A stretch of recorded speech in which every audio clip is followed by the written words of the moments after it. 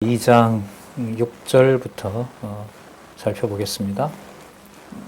경에 기록하였으되 보라 내가 택한 보배롭고 요긴한 모퉁이 돌을 시온에 두노니 저를 믿는 자는 부끄러움을 당치 아니하리라 하셨다. 일단 6절에서 끊겠습니다. 앞부분에 나온 내용이 뭐냐 하면 산돌이신 하나님께서 하나님께 택하심을 입은 보배로운 산돌이신 예수 그리스도의 토대 위에 하나님의 신령한 집이 세워졌고 거기에 하나님의 성도들은 하나님이 기쁘게 받으실 신령한 제사를 드리는 거룩한 제사장이 되었다. 이게 있었습니다. 자, 그래서 성경에 기록을 하고 있는데 언약된 바라는 거죠. 내가 택한 보배롭고 요긴한 모퉁이 돌을 하나님께서 시온에 두셨기 때문에 부끄러워하지 않게 하신 것이다. 수치를 당하지 않게 한 것이다. 그 수치를 당케 하지 않는 증거가 뭐냐 하면 하나님의 신령한 집에 신령한 제사를 드리는 누가 되도록 하셨다? 거룩한 제사장이 되도록 하셨다. 하나님이 받으실 신령한 제사를 드릴 거룩한 제사장이 되게 하셨다. 자, 그 다음 7절. 그러므로 믿는 너희에게는 성도들이죠.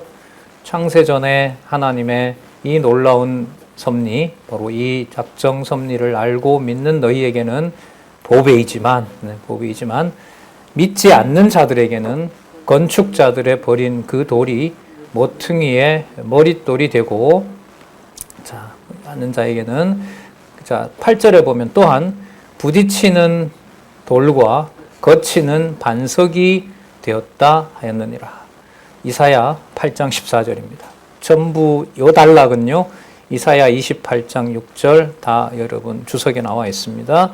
그 다음에 시편 118편 22절, 그 다음에 8장 14절, 선지서의 말씀들이 그대로 이루어진 말씀입니다. 이 말은 우리가 판단하고 우리가 심판할 수 없는 하나님의 거룩성이라는 거죠. 하나님께서 기뻐하시는 하나님의 집에서 하나님께서 기뻐하시는 신령한 제사를 드리는 거룩한 제사장, 이 신분은 바로 세속주의에 맞서서 하나님의 교회, 하나님의 집을 보호하게 하시는 섭리와 직접 연관이 되고, 이것은 하나님께서 정하신 대로 하신 것이고 성취하신 것이다. 8절 보시면 또한 부딪히는 돌과 거치는 반석이 되었다 하니라. 저희가 말씀을 순종치 아니함으로 넘어지나니 이는 저희를 이렇게 정하신 것이라. 하나님의 정하신 뜻대로 됐다는 겁니다. 그러나 택한 하나님의 백성은 긍휼로, 우리의 이제 공로로 된 것이 아니기 때문에 하나님의 무한하신 긍휼로 우리가 상상할 수도 없는, 서로 비방하고 중상모략하고 살 수밖에 없는 바로 이 몸으로 살아가는데, 우리에게 하나님께서 베푸신 긍휼은 우리를 하나님의 거룩한 제사장으로 삼아 주신 이것은 신기한, 아주 기이한 빛 안에 우리를 거하게 하시는 것이다. 그럼 이때 기이한 빛은 어디에 있는 빛일까요? 예, 하늘에 속한 빛이죠. 예수 그리스도 그 자체라고 할 수가 있겠죠. 창세기에 빛이 세 개가 나오죠. 원래 있었던 그 빛이 나오고요. 그리고 낮과 밤, 첫날에 이 빛이 있으라 해서 나누어진 낮과 밤이 있고, 세 번째 물리적으로 이른바 말하는 빛과 어둠, 달과 해와 이런 또 피조물이 있습니다. 그러니까 가장 높은 차원의 바로 하나님의 기이한 빛, 이 말씀을 우리가 그 다음에 볼 수 있습니다. 2장 9절에서부터 10절에 보면 이 기이한 빛 얘기를 이렇게 시작하네요. 조금 전에 2장 5절에서 우리가 살펴봤죠. 예수 그리스도로 말미암아 하나님이 기쁘게 받으실 신령한 제사를 드릴 거룩한 제사장, 그 사이에 이걸 받아들이지 않는 자들을 하나님이 약속하신 대로 심판하셨다고 했고, 그러면 이제 본래 알려주려고 했던 신령한 나라로 세워주시는 그 안에 있는 백성들을 얘기를 하는 거예요. 9절 같이 한번 읽어볼까요? 9절 시작. 오직 너희는 택하신 족속이요 왕같은 제사장들이요 거룩한 나라요 그의 소유된 백성이니 이는 너희를 어두운 데서 불러내어 그의 기이한 빛에 들어가게 하신 자의 아름다운 덕을 선전하게 하려 하심이라. 너무나 분명하죠. 택하신 족속 자손 언약이고요. 왕 같은 제사장, 왕직과 제사장직의 통합이 일어나는 거고요. 그리고 두세 사람이 모인다 하더라도 그건 뭐가 돼요? 거룩한 나라이라는 거죠. 나라. 그러니까 여기는 성전과 국가라는 게 분리가 돼요? 안 돼요? 안 돼요.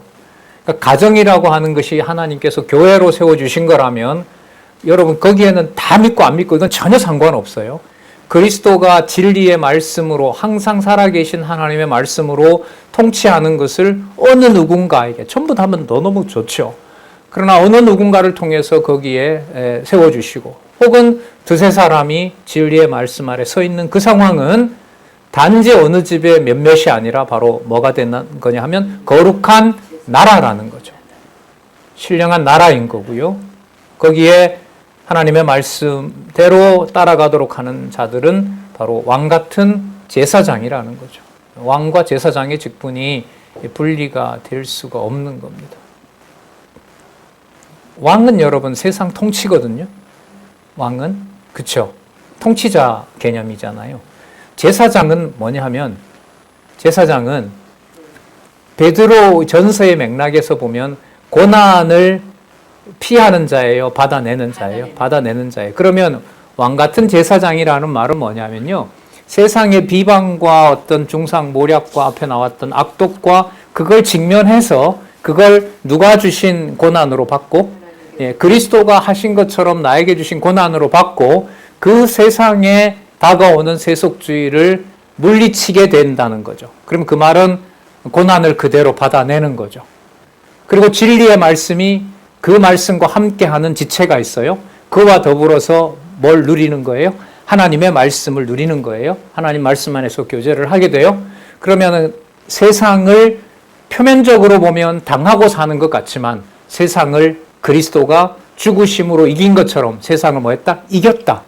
그래서 그 개념을 하나로 묶으면 받는 고난에서 그리스도가 세상을 이긴 거룩한 제사장이 되는 사건을 고린도전서 2장 9절에서는 뭐 같은 제사장이다?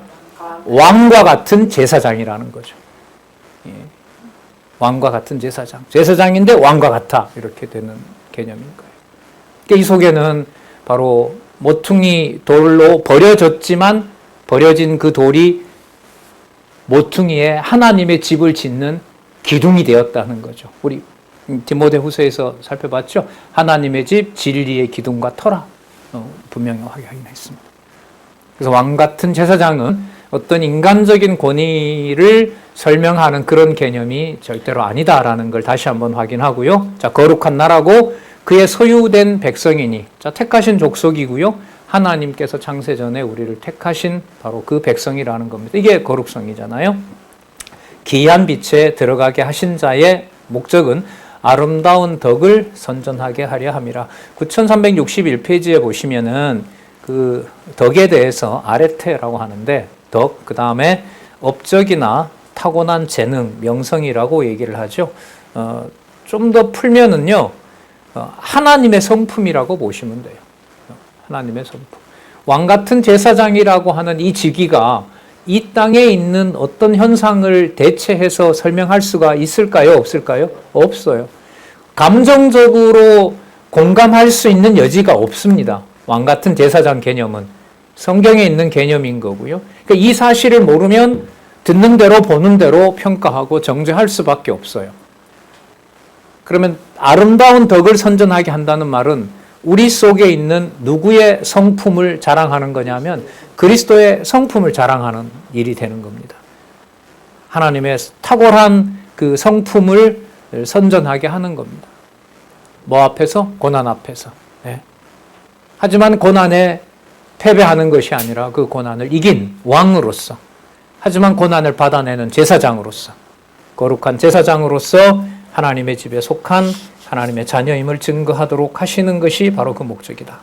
10절, 너희가 전에는 백성이 아니더니 이제는 누구의 백성? 하나님의 백성이다. 이방인이라 하더라도 하나님의 백성이요. 전에는 긍휼을 얻지 못하였더니 이제는 긍휼을 얻은 자니라. 전적으로 은혜죠. 하나님의 무한한 자비하심을 얻은 겁니다. 그 구약의 제사는 무슨 제사로 끝이 난다고 했습니까? 무슨 제사로 잘 마무리돼야 하나님이 받아주신다고 했죠. 화목제죠. 그러니까 그 화목의 주체는 하나님의 긍휼인 거죠. 그 제사를 성대하게 준비했다고 해서 하나님이 받아주는 건 아니죠. 하나님이 받으실 만한 요건을 하나님이 수용을 해 주셔야 돼요. 그러면 여기에 나타난 하나님께 긍휼을 얻었다라고 하는 것은 인간의 조건을 보지 않고 그리스도가 흘리신 보배로운 피를 통해서 창세전에 하나님의 자녀로 삼아 놓은 자를 단지 자녀가 아니라 세상을 이기는 왕 같은 제사장이고 거룩한 제사장으로 우리를 불렀다는 거죠. 그게 바로 무슨 내용이냐 하면 긍휼을 얻은 내용이 되는 겁니다. 이 사건에 대해서 우리는 히브리서에서 그리스도가 어디로 들어가신 하늘에 있는 지성소로 들어간 사건에서 계속 살펴봤던 거예요. 그래서 이 히브리서에서부터 유다서는 참 이 단락도 진짜 이렇게 나눌 수가 있나 참 또 놀라는데, 이 히브리서부터 시작해서 야고보서, 그다음 베드로 전후서, 그다음에 요한 1, 2, 3서, 유다서까지 이 세트가 너무너무 중요한 연결을 만들어내고 있어요. 진짜 이것만 공부하고 이걸만 연구해도 여기서는 어마어마한 그 자체 연구로도 탁월한 면이 있습니다. 지금 여러분들에게 본문을 이어가는 것하고 똑같죠.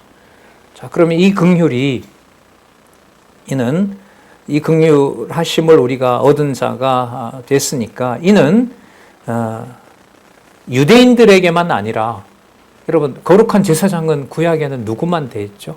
유대인만 됐잖아요. 그래서 지금 유대인에게 했던 나라와 제사까지 전부 누구에게도 줘버려요. 이방인에게도 주고, 하나님이 그게 창세전에도 있었다는 거고 그리스도의 보배로운 피가 확정했다는 거고 하나님의 긍휼을 입었다는 사실을 확정해 준 거죠.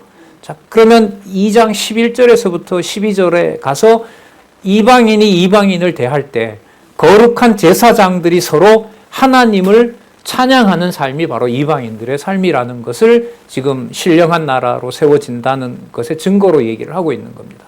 2장 11절에 보면, 그래서 사랑하는 자들아, 나그네와 행인 같은 너희를 권하노니 영혼을 거스려 싸우는 육체의 정욕을 제하라. 영혼을 거스려 싸운다는 말은 아까 택하신 족속이요 왕 같은 제사장이요 거룩한 나라요 하나님의 소유된 백성이고 기이한 빛에 들어가게 됐다는 것, 하나님의 백성, 하나님의 긍휼을 입었다는 사실을 부정하는 것, 이게 바로 영혼을 거스리는 겁니다. 막연한 얘기가 아니에요. 이러한 하나님의 거룩한 제사장으로 나를 긍휼히 여겨주셨다, 너무너무 놀라운 직위에 불러주셨다고 하는 것을 부정하는 것이 영혼을 거스리는 겁니다. 이게 바로 육체의 정욕이라고 할 수가 있는 겁니다. 큰 얘기이지만 작은 부분에서 형제와 지체를 판단하는 일 속에 거룩한 제사장을 내가 평가하고 정죄하는 일이 벌어진다는 겁니다. 그래서 따로 어떤 진리의 말씀, 항상 살았고 운동력 있는 말씀의 권위를 강조하게 되면 전하는 사람이나 듣는 사람이나 어떤 따로 뭔가를 하라고 하는 윤리적인 명령은 불필요한 얘기입니다. 얼마나 여러분과 제가 인간적으로 감당하고 또 수행할 수 없는 말입니까? 하나님의 말씀에 그 두려운 그 경외 밖에는 남는 게 없습니다. 12절, 너희가 이방인 중에서 행실을 선하게 가져. 자, 이때 선하게 갖는다는 것은 아까 기록된 그 말씀으로 성도를 대하지 않을 때 또 성도를 그렇게 대하는 것이 선인 거예요. 여기 선을 엉뚱한 데 갖다가 얘기를 하면 안 되는 거예요. 자, 이런 개념들이 나올 때, 베드로 전서에서 말했던 앞부분의 선은 무엇이었지? 아까 버려진 그 보퉁이 돌이 걸려 넘어지는 역할도 하고 또 택하신 족속으로 만들고 거룩한 제사장으로 만드는 거예요. 이게 앞부분에 또 나왔던 하나님의 살아있는, 항상 살아계신 하나님의 말씀의 능력이다. 그게 지금 베드로를 통해서 또 이렇게 이 글로 기록이 되어 있는 겁니다.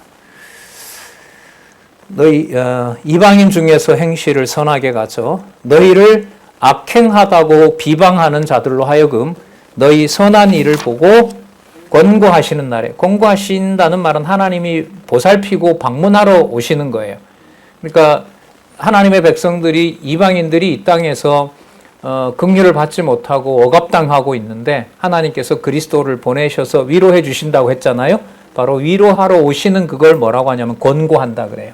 그래서 우리가 누구에게 권고한다라는 말씀이 이 맥락에서 보면은 그리스도의 통치와 그리스도의 긍휼을 알려주는 거예요. 어떤 내용으로? 당신은 택하신 족속이요 왕같은 제사장이요 거룩한 나라요 하나님의 소유된 백성이다. 놀라운 기이한 빛 가운데 있는 거룩한 백성이다. 이걸 알려주는 것이 바로 권고입니다. 그리스도가 여기 있다는 거죠. 그리스도가 방문하신다는 거예요. 권고라는 말이.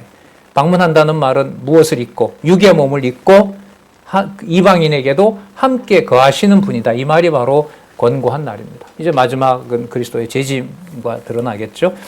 권고하시는 날에 당연합니다. 누구에게 영광을 돌리게 하려 하심이라? 하나님께 영광을 돌리게 하려 하심이라.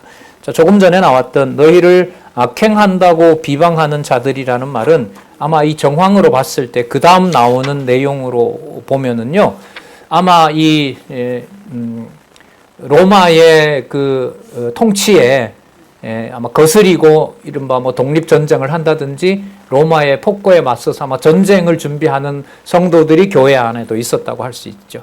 우리나라 예를 들면은 1919년 3.1 운동 있잖아요. 3.1 만세 운동이 있고 난 다음에 무장투쟁을 하게 돼요. 그런데 거기에 선봉을 섰던 분들이 교회의 분들이에요. 상당수가. 그 모이는 장소가 교회였고, 근데 이제 농민들이 하도 수탈을 당하니까 그냥 앉아서 만세만 부를 일이 아니라 우리가 땅을 다시 되찾자. 그러면서 이제 독립군으로 가든가 그렇게 합니다. 근데 그 사이에서 이 폭력의 문제를 어떻게 볼 것인가라는 것을 목회자들이 굉장히 고민합니다. 선교사들도 고민을 하고. 당장 여러분 넘어가게 되면 인간이 세운 모든 제도를 주를 위하여 순복하되 이 말이 나오거든요. 이 말씀들을 어떻게 해석하느냐에 따라서 이른바 폭력이 정당화되기도 하고요. 뭐 이게 상당히 다양합니다. 그냥 개인적인 폭력을 쓰는 것하고요. 군에 들어가서 국가와 국가로서의 싸움을 하는 것하고 이제 뭐 군대나 이런 문제들이 아주 복잡한 문제가 얽히게 되는데 이걸 해결할 수 있는 방법은 이 기록한 말씀의 이 본 의도를 따라가는 것 밖에는 다른 해석이 나올 수가 없다고 봐요. 자, 그러면 조금 전에 나왔던 대로 말씀에 나오니까 너희를 저 악행하는 자들, 비방하는 자들인 거죠. 그러니까 로마 통치자인 로마 입장에서 봤을 때는 뭐 하는 자들이에요? 반란 자들이고 따라오지 않는 자들이죠. 그러니까 저들은 바로 자기네 주만 섬기고 권력에 대해서는 따라오지는 않고 저들은 우리에 대해서 해를 끼치는 자들이다. 아마 그 많은 아시아에 있는 자들이 뭐 로마가 폭정을 했을 수도 있겠죠. 그 지배를 하려고 하니까 거기에 아마 저항을 하고 그랬던 것 같아요. 그리고 다른 데는 모르겠지만 이게 어디 안에 있는 현상이에요? 교회 안에 일어나는 일인 겁니다. 많이들 괴로워합니다. 많이들 괴로워합니다. 그래서 우리나라도 현재까지 뭐 기독교 내에서 뭐 좌파다 우파다라고 얘기를 할 때 예를 들면 좌파라고 했을 때는 나름대로 폭력이 정당화되는 바로 그런 어떤 일들도 벌어지기도 하죠. 자, 사실 우리 단순한 문제는 아닙니다. 저도 고민을 하고 있고요. 그때마다 성경으로 돌아와서 하나님의 말씀, 아까 개념들은 다 나왔어요. 신령한 나라 나왔죠. 왕 같은 제사장 나왔죠. 그리고 그 권력에 대해서 자신의 사욕을 채우기 위해서 제 욕심을 채우기 위해서 그 권력을 이용하거나 거기에 빌붙어 사는 것도 아니죠.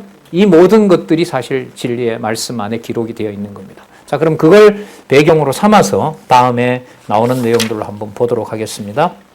그러니까 국가 권력에 맞서서 비난받는 자들이 바로 대상이 교회로 딱 지목이 된 상황이라고 보시면 돼요.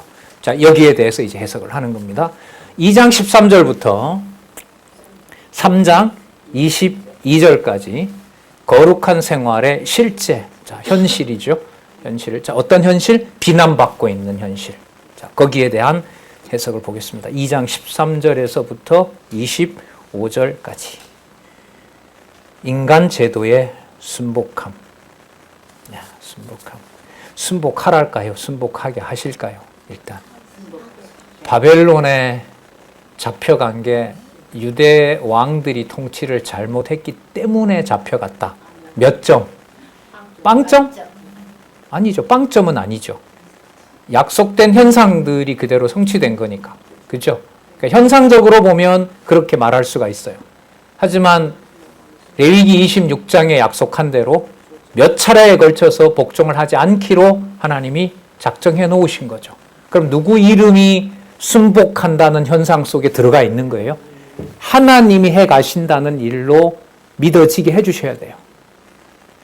거룩한 백성, 왕 같은 제사장이다라고 하는 바로 그 진리의 말씀이 붙잡혀가 있는 사람에게, 지배를 당하는 사람에게 그 말씀이 믿어지지 않으면, 여러분 열심당원이라고 들어보셨죠? 열심당원 중에 그 시몬도 있었고요. 사도 바울의 그 골로새 편지에 보면 열심당원이 동역자도 있었어요. 이 열심당원들은 유대민족을 배신한 자들을 암살하는 자들이에요. 그 사람들이 사용하고 있는 이제 단검은 항상 품에 품고 다녀요. 로마군하고 바로 붙지는 않고요. 소수이기 때문에 자기 민족을 배신한 자들을 몰래 죽이는 일을 하는 자들이 열심당원이었어요. 자, 그러면 그런 자들과 만약에 같이 함께 하지 않으면, 만약에 로마에 그대로 순복하자라고 현상적으로 그렇게 따르게 되면 뭐가 되는 거죠? 배신자가 되는 거죠. 그러나 지금 성경은 그러한 통치 가운데 하나님의 택한 백성으로 그리스도의 제사장으로, 그리스도와 같은 대제사장으로 하나님의 교회를 어떤 다른 범죄를 저질러서 고난당하는 것이 아니라 그리스도를 전하는 일에 자기가 수고하고, 이때 수고는 열심당들이 볼 때도 별로 좋지 않고 로마가 볼 때도 의심스러운 자들이고, 왜냐하면 마이로드 주님 이렇게 기도를 할 때, 주여라고 불렀을 때 기독교인들은 로마에서 볼 때 황당한 거예요. 왜? 모든 제국을 다스리는 로드, 주는 누구밖에 없어요? 로마 황제가 전부예요. 그런데 이 인간들은 누구를 불러요? 하늘에다 대고 주 예수 그리스도, 주 여호와 하나님이라고 부르는 거예요. 그럼 그 말 자체가 어떤 느낌이 와요? 저 반란자다. 두 왕을 저들은, 진짜 왕은 저들은 누구를 말한다? 예수를 말하는 것이다. 우리가 그렇게 죽였던 저 예수를 저들은 주라고 하고, 그들이 정기적으로 모이잖아요. 강론 듣고 공부하기 위해서. 그리고 그 내에서 지금 베드로전서 상황은 뭐가 있어요? 로마에 저항하는 자들이 있는 거죠. 그러니까 되게 혼란스러운 거예요. 이 교회 상황이.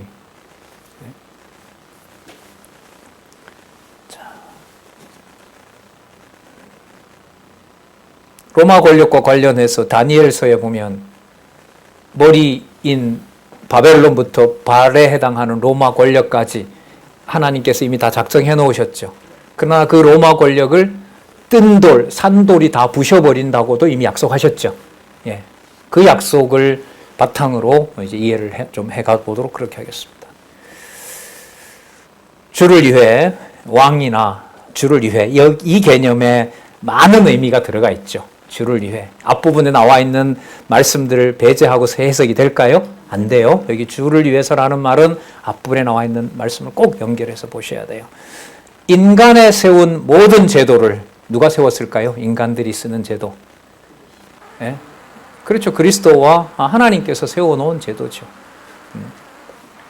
로마서에도 이 말씀이 나오죠. 세금 내라라는 말씀이 나옵니다. 인간에 세운 모든 제도를, 그 다음에 누구를 위하여? 주를 위하여 순복하되. 이 저자도 고민했어요. 그래서 이 문법적으로 찾아봤어요. 수동태입니다. 순복당하됩니다. 순복당한다라는 말은 내가 내 의지로 순복하는 것이 아니라 누가 정해놓은 것이다? 하나님께서 이미 정해놓은 것이다. 그래서 제가 아까 레위기 26장에 근거해서 유대 나라는 거듭 불순종해서 망할 수밖에 없었다. 그러니까 뭐 하게 하셨다? 순복당하게 하신다. 이 말은 누구의 어떤 행위를 성도들이 지목할 수 있다 없다? 없다는 겁니다. 없다는 거죠. 현상적으로 보면 그 왕과 선지자와 제사장들이 유대는 다 부패해요. 그걸 예레미야가 질타하잖아요. 자, 그건 어디까지나 눈에 보이는 현상인 거죠. 그러나 그 일을 하나님께서 주관하신다라는 이 진리를 깨닫게 되면 다른 사람은 필요 없어요. 어떤 면에서 걸려 넘어지는 자는 교회에 있는 성도가 어떤 실수를 했을 때 그 자의 거룩함이 자기의 생각과 맞지 않는다고 해서 그 사람을 정죄할 수가 없죠. 어떤 자니까? 왕 같은 자 되는 거예요. 청년들의 그 피 끓는 그런 마음들이 불공평하게 예산이 집행되고 요즘 뭐 우리나라 끊이질 않잖아요. 나라 돈은 많고 쓰고 싶은 사람은 많고 이런 상황에서 그냥 각각의 계층들이 얼마나 분열을 하게 됩니까? 뭐 먹을 게 없을 때는 뭐 그런 말 하지도 않지만은 어쨌든 그 상황에서 공정과 공평을 얘기를 할 때 그 상황이 여러분 교회라고 봤을 때 어떤 청년들, 어떤 분들이 얼마든지 실수할 수 있죠. 그러나 그 자가 모퉁이 돌이 되시는 그리스도 안에서 하나님의 택한 백성이 있는 그 행위를 두고 선과 악으로 판단하는 것이 아니라 그를 하나님이 뭐로 세워주셨다? 왕 같은 제사장으로. 거룩한 제사장으로 하나님의 지체로 그를 붙잡고 계신다. 그래서 세상 권력으로부터 자유로워질 수 있는 진리의 복음을 그에게 전하는 것이 교회의 임무인 거죠. 이런 면에서 이제 교회가 특정 정파 쪽으로 가서 어떤 구체적인 어떤 무력으로 그 행위에 참가한다라는 것은 성경적이지 않은 거죠. 자, 주를 위하여 순복 당하대예요. 당하대. 수동태입니다. 혹은 위에 있는 왕이나 그 다음 또 보시기 바랍니다. 혹은 악행하는 자를 징벌하고 선행하는 자를 포장보다가 칭찬, 포상 이렇게 보시면 돼요. 포상하기 위해서 그에 보낸 방백에게 하라. 하라는 말은 아까 순복하라 이 말인 거죠. 당하게 하심으로 하라 이런 말인 거예요. 여러분 우리 지금 왕이 있어요 없어요? 대한민국에 왕이 있어요 없어요? 없어요. 그죠? 예. 왕정 국가는 끝났어요. 그럼 우리나라에서 최고 권력은 뭐예요? 대한민국은? 국가요? 정부요? 여러분 이런 부분들이 이제 이런 부분들이 지금 여러분 몰라 이렇게 나왔는데 이제 이런 부분들을 좀 더 세밀하게 들어가서 하나님의 영원한 작정 섭리 가운데 하나님이 국가 권력을 어떻게 이해를 하고 어떻게 섭리해 가시는지 성경 전체를 통해서 연구해 가면 뭐 이른바 정치 철학이라든지 뭐 이런 정치 신학이라든지 이제 그런 부분들이 가능. 여러분 우리나라 권력은 어디로부터 나와요? 헌법. 그렇죠.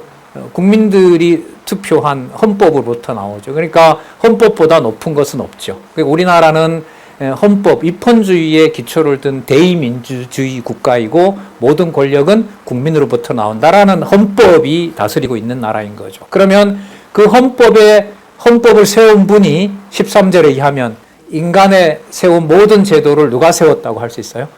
예, 주께서 세우신 거죠. 주를 위하여 세우신 거예요. 일본에게 나라를 팔아먹게 된 이후에 그야말로 이 나라의 이제 이른바 근대 국가가 시작이 된다 하거든요. 현대 국가가. 그 5명의 요즘으로 말하면 판사예요. 그 을사오적이. 예, 판사들이거든요. 지금으로 말하면 공무원 신분이. 자, 그러면 왕정을 끝냈잖아요, 그게. 예. 왕정을 끝냈다고 해서 일본의 모든 통치가 우리에게 좋다라고 얘기를 해요? 그렇게 얘기는 하지 않죠.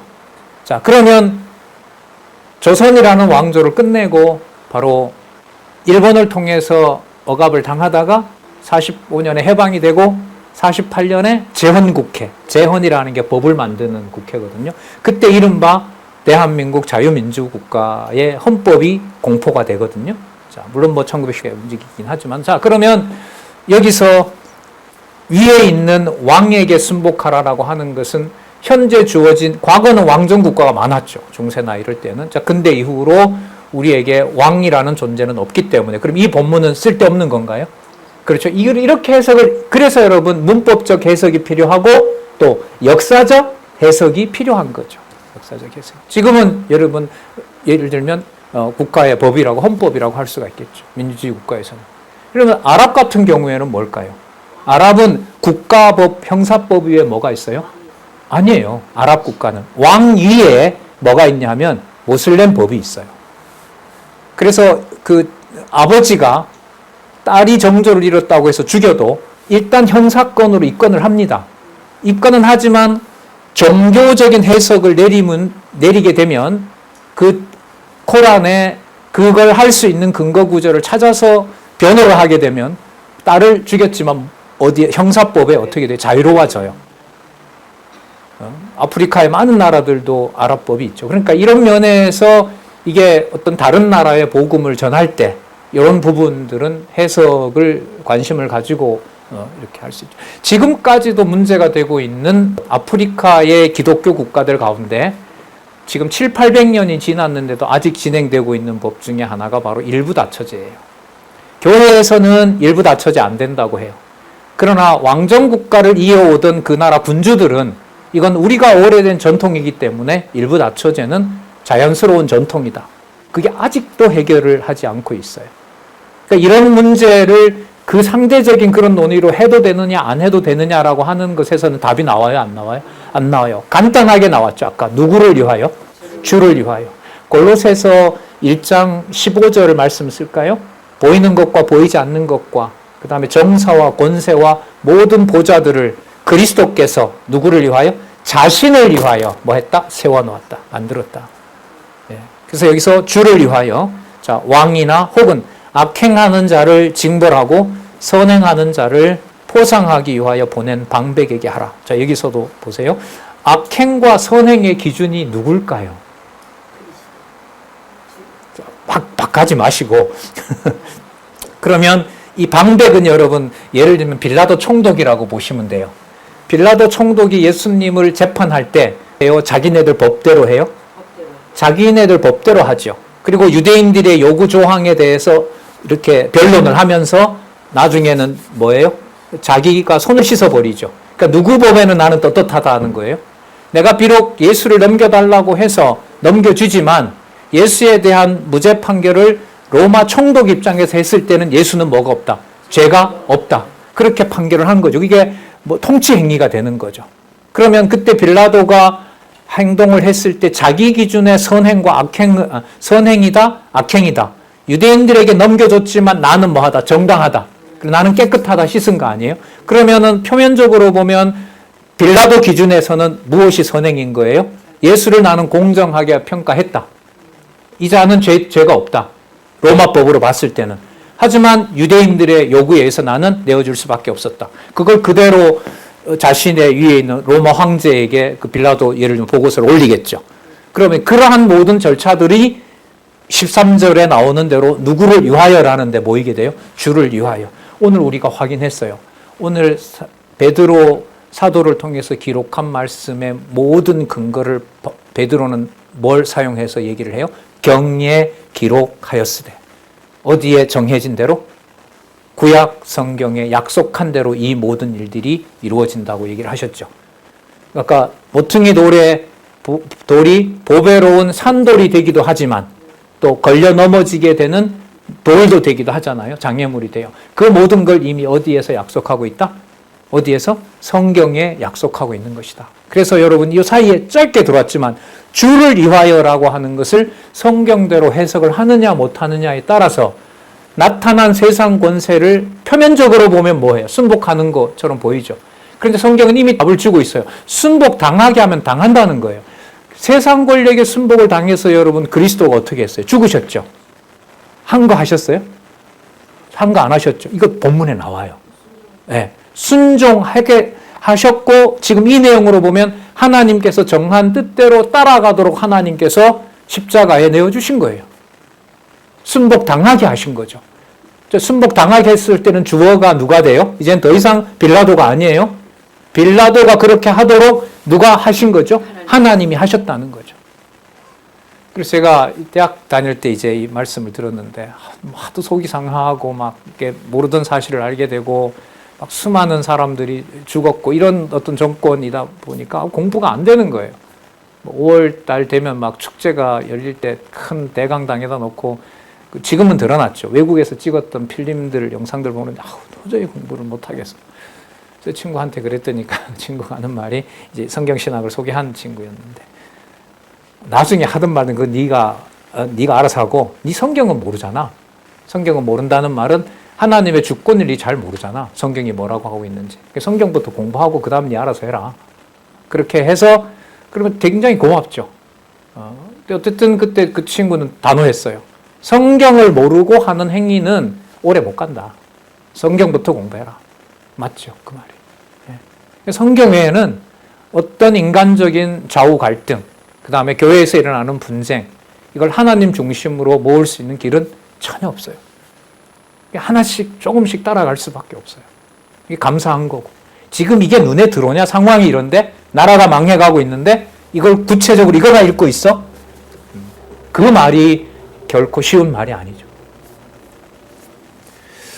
자, 악행하는 자를 징벌하고 선행하는 자를 포상하기 위하여 보낸 방백에게 하라. 그러니까 순복당하게 했으므로 그에게 순복하라. 그러면 여기에서 교회에 함께 하는 지체들 같은 경우에 칼총을 들고 세워놓은 정권을 전복해서 자기의 이익을 만들어내자라고 하는 합의나 어떤 그러한 동의가 나올까요? 안 나올까요? 나오지 않죠. 이 지혜를 안 주게 되면 어떻게 돼요? 총을 들어야죠. 칼을 들어야 되고 싸워야 되고. 그렇다면 그 싸우는 여러분 그 행위가 전부 그러면 악행일까요? 독립군들이 전부 악행 저질렀어요? 쉬워요, 어려워요? 어렵죠. 이런 해석의 문제가 어려운 거예요. 그럼 독립군 내에도 또 누가 있을까요? 예? 그렇죠. 매국노도, 나중에 그 매국노고, 독립군 얘기하는데 매국노 얘기하면 좀 그렇고, 거기에 또 누가 있어요? 하나님의 통치 주권을 믿는 성도도 있고, 또 무신론자도 있고, 일본에 대한 증오심 때문에 빨리 적을 죽여야 되겠다는 왕족 출신의 억울함을 가지고 살아가는 자도 있고. 그러면 제가 만약에 거기 있어요. 진리의 말씀을 알았어요. 그러면 누구를 만나요? 충실하게 지원을 했으니까. 예를 들면 군인으로서는 활동을 해야 될 거 아니에요. 하지만 뭐에 대한 부분은 이 전쟁을 주관하시는 분이 누구다? 하나님이라고 하는 것은 끊임없이 전파하는 거죠. 물론 이건 쉬운 문제는 아니에요.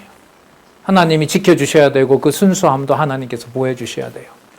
여기에 베드로 전서는 어떤 방향으로 이걸 고민하게 하고 써가는지, 그래서 우리가 말씀을 따라가 보는 거예요. 자, 보겠습니다. 보낸 방백에게 하라. 자, 15절 보시면 그는 선행으로 어리석은 사람들의 무식한 말을 막으시는 것이다. 빌라도가 예수님에게 한 행동을 보시면 돼요. 선행으로, 이때 선행은 누구의 선행이냐 하면 방백의 선행이에요. 방백의 선행으로 어떤 사람들을? 어리석은 사람들. 여러분, 여기서 어리석은 사람들의 기준은 누굴까요? 빌라도가 막았어요. 예를 들면 유대인들의 말을 막았다 합시다. 또 유대인들의 말을 들어준 것도 있지만 어쨌든 빌라도는 그 모든 통치 행위에서 자기가 책임을 지는 거예요, 인간적으로. 자, 그러면 선행으로 자기가 하고 싶은 대로 했다고 해요. 선행으로 어리석은 사람들의 무식한 말이라는 것은 누구 기준에서 하는 말일까요? 이게 방백인 빌라도 기준에서 이 말을 이해하는 걸까요? 아니면 하나님 기준일까요?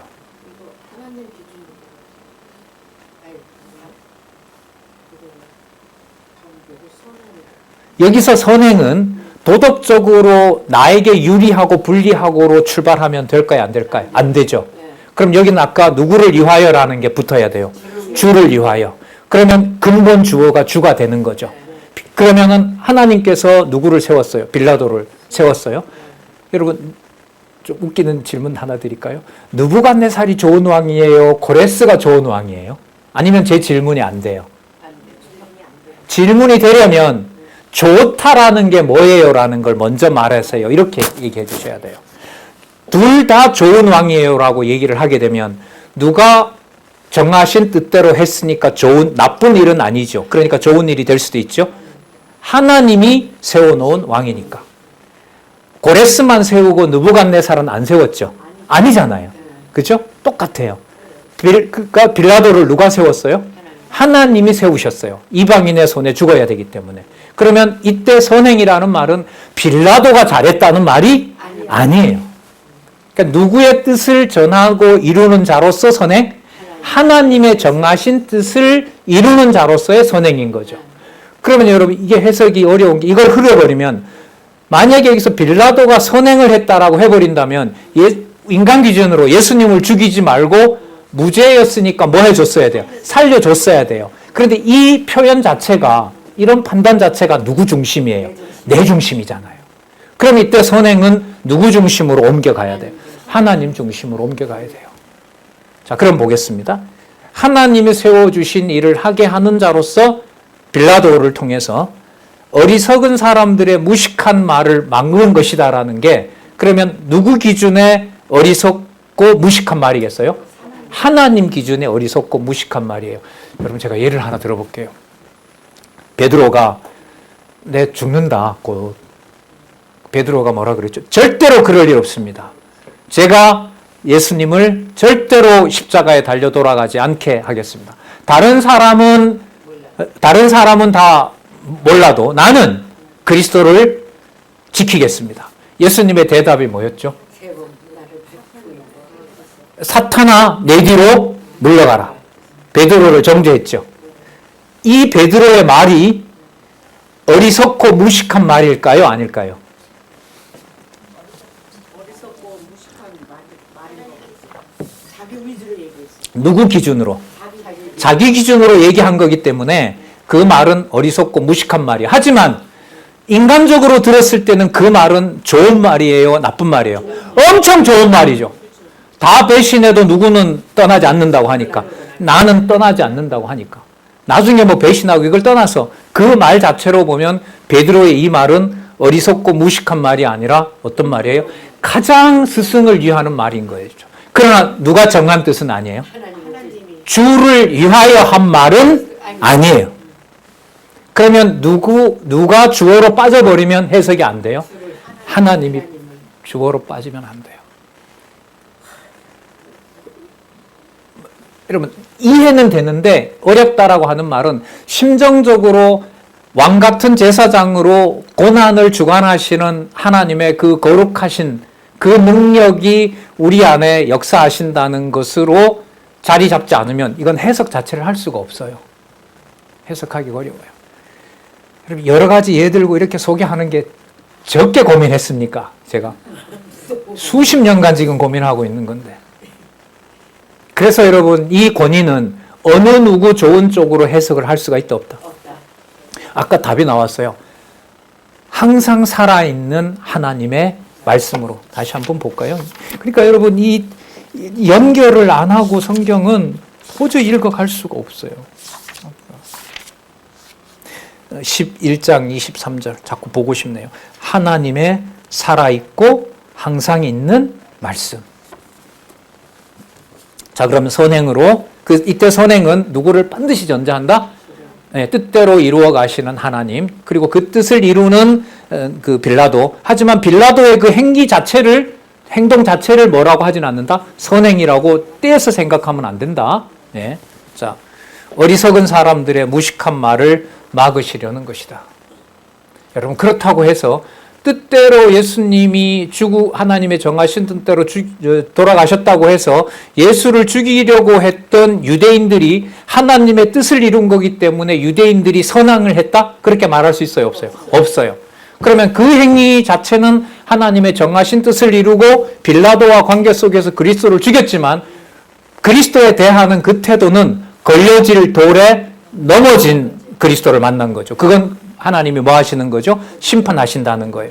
그래서 서신서 후반부로 갈수록 사도 바울 그래도 다 나타나는데 그 판정을 아까 조금 전에도 나왔죠. 누가 오셨을 때 권고하시는 날이라고 나왔죠. 그리스도가 뭐 하셨을 때? 재림하셨을 때 그 모든 것들이 만천하에 다 공포가 되는 것이고 그 과정에 그리스도의 관심은 누구에게? 이 땅에 살면서 이런 권력 아래다가 두고 누구의 나라? 하나님의 나라. 교회죠? 그 교회 안에 주의 지체들이 왕 같은 제사장으로서 세상 권력 안에서 누구의 나라를 확증해가는?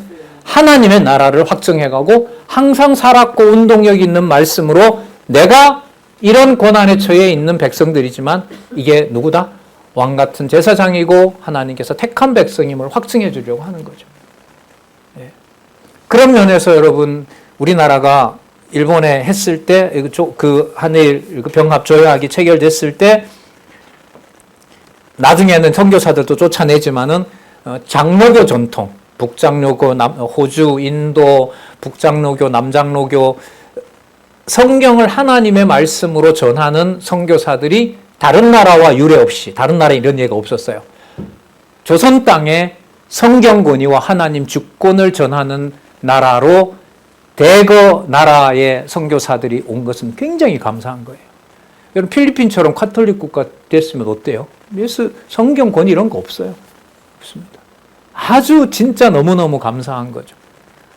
그들이 와서 여러분 그 네비우스 선교 정책이라고 와서 조선에서 선교를 하면서 딱 처음으로 그들이 약속한 게 있어요.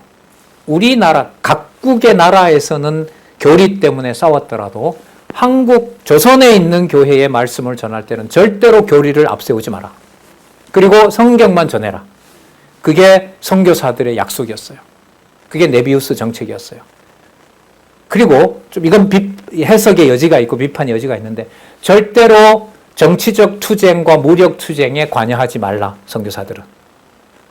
오직 성경을 가르치고 말씀을 전하는 일에 집중해라. 그 말씀을 들은 사람들 가운데 위험을 무릅쓰고 독립전쟁 하러 간 사람도 있고 학교 세워서 교육한 사람도 있고 뭐 이번에 신문에서 좀 다뤘습니다마는 온몸을 그 난도질 당하면서도 나라 사랑하고 했던 또 기독교 선배들도 있고 그런 나라인 거죠.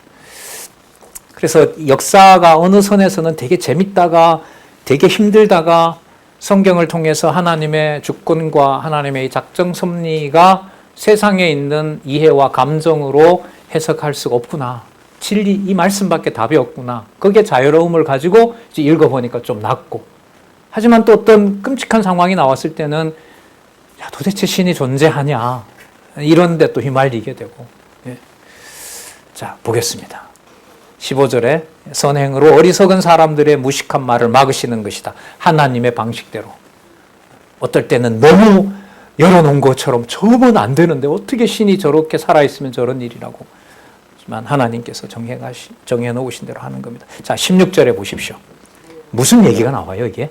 자유가 나와요. 그럼 여러분, 자유는 뭐냐 하면, 무엇의 결과냐 하면, 하나님께서 하나님이 정하신 선행으로 어리석은 사람들의 무식한 말을 막아 놓아 주셔야 거기에 휘둘리지 않게 되고 그런 인간의 이해관계 속에서 따라가지 않게 되니까 인간의 이해관계로부터 뭐 하게 돼요? 자유로워지죠. 그 자유로움은 그러니까 뭐의 결과예요? 하나님 기준의 선행으로 하나님이 어리석은 사람들의 무식한 말을 막아서 누구의 뜻을 가려놓지 않게 이 모든 걸 하나님이 해 가신다는 것을 가려놓게 되면 자유함이 없어요. 왜 자유함이 없어요? 내 이해관계에 따라 어디에는 속해야 되니까. 그러니까 여러분 이 편지를 받는 이 많은 아시아 교회로서는 베드로의 이 말을 통해서 뭘 하라 하지 말라가 아니라 각각 정한 대로 자기 역할이 있을 거 아니에요. 그죠? 빌라도는 빌라도대로 정해놓은 일이 있을 거 아니에요. 유대인 대제사장들은 대제사장대로 정해놓은 게 있을 거 아니에요. 그 다음에 가룟 유다는 가룟 유다대로 정해놓은 게 있죠. 베드로는 베드로대로. 그러면 수많은 그리스도의 그 십자가 사건에서 각각 하나님이 뭐 해놓은 사람들이 정해놓은 자들이 있죠. 가룟 유다는 그래 버리는 거고 베드로는 같이 배신했지만 다시 회개해서 하나님의 말씀을 전하는 자가 되도록 했고요. 그러면 그 모든 사건에서 선행의 기준을 하나님께로 잡고 복종당하게 하는 분도 하나님이시고 어떤 방식으로 복종하게 하는지도 하나님이 정해놓은 거고 모퉁이 돌이 되어서 그 위에 세우는 자도 있고 모퉁이 돌이 걸림돌이 되기도 하시고 그 모든 것을 모두 주관하시는 분이 누구다? 하나님이다. 그리고 그 하나님은 자기 백성을 언제? 창세전에 정해놓은 자다. 그걸 전쟁터든 예를 들면 어디든지 간에 말씀을 전하는 자로서 이 베드로전서 같으면 수신자가 장로님들이에요. 5장에 가면. 그러면 그 장로님들 안에 누가 있어요? 로마에 저항하고 싶은 자녀도 있을 거고 얼마나 많은 성도들이 다양하게 있겠어요? 거기에 장로로 살 수 있는 말은 뭐예요? 바로 이 말씀인 거죠. 거기로부터 벗어난 하나님의 뜻, 이것이 최고선이다라고 받아들이는 것이 여러분 16절에 있는 대로 뭐하니? 라고 나와요. 자유하다. 자유입니다. 진리가 너희를 자유케 한다는 말씀하고 연결이 되죠. 그러니까 여러분 이 자유하다라는 것은 각자 처한 어떤 상황에서 자기 주장을 밀어붙이게 되면 뭐가 깨져버려요? 자유가 깨어지게 되죠. 그러니까 뭐 다른 데도 많이 나오죠. 분노하고 성을 내고 시기하고 비방하고 질투하고라는 게 누구의 뜻을 부정하는 일이 돼요. 하나님이 정하신 뜻을 결국 부정하게 돼요. 그게 뭐냐 하면 그리스도가 통치하는 게 만족스럽지 않은 거잖아요. 그게 히브리서에서 그걸 뭐라 그랬어요? 히브리서에서 그걸 유대주의라고 한 거죠. 그리고 지금 야고보서에서부터 베드로서까지 그 기준을 내 욕심과 맞추어서 억지로 밀어붙이려고 하는 것을 뭐라 그래요? 그 세속주의라고 해요. 그리고 요한 1, 2, 3서에 가면 그리스도의 나라가 아니라 내 나라를 만들어야 된다고 성경까지 쓰게 되면 뭐가 돼요? 사단의 회가 돼요. 적그리스도가 되는 거죠. 그래서 저는 좀 자유롭습니다. 이게 안 되면 이게 속에서부터 막 괴롭거든요. 막 억지로 뭔가 논리를 쥐어 짜야 되는 건데 지금 이 시간은 하나님이 지켜주신 것 같아요. 성경대로 따라오게도 해주신 것 같고 나중에 여러분 스스로 읽어보시면 또 다른 감정이 오고 갑니다. 막히는 부분이 있어요. 그럼 다시 또 성경으로 돌아가셔서 확인하시고 그러시면 돼요. 자유하나 그 자유로 자 또 나와요. 악을 가리운 데 쓰지 말라. 그럼 악을 가린다라는 말은 누구의 뜻을 부정하는 거죠.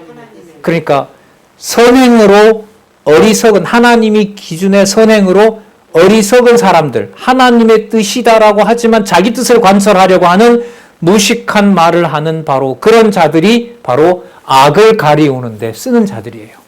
근데 여러분 이걸 이 맥락 떼버리고 당신 악을 가리는 데 쓰지 마. 이게 될까요? 안 될까요? 진짜 말이 안 되는 거죠. 그러니까 꼭 기록한 말씀을 따라가는 이유가 바로 또한 여기에 있어요. 악을 가리는 데 쓰지 말고 답이 나오죠. 같이 한번 읽어볼까요? 끝까지. 오직 하나님께 종과 같이 해석 제대로 해왔네요. 그 선행은 누구의 종으로서 하나님의 말씀을 받는다? 하나님의 종으로서. 하나님의 종과 같이 하라. 17절 읽어보겠습니다. 어떤 거냐 하면 17절 시작. 무사람을 공경하며 형제를 사랑하며 하나님을 두려워하며 왕을 공경하라.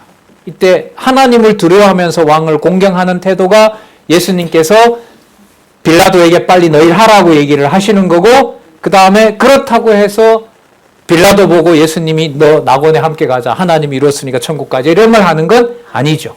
자, 그럼 하나님의 뜻을 이루는 거기 때문에 하나님을 두려워하고 빌라도에게 정해준 뜻대로 자기에게 다가온 고난을 그대로 받아내는 것. 그래서 결국은 그리스도로 말미암아 누구에게 영광? 하나님에게 영광. 이게 이런 개념들이 베드로전서에 그대로 다 나와요. 그래서 이 개념들을 연결해 가면서 보시는 것이 이 성경신학에서 권하는 성경 공부다.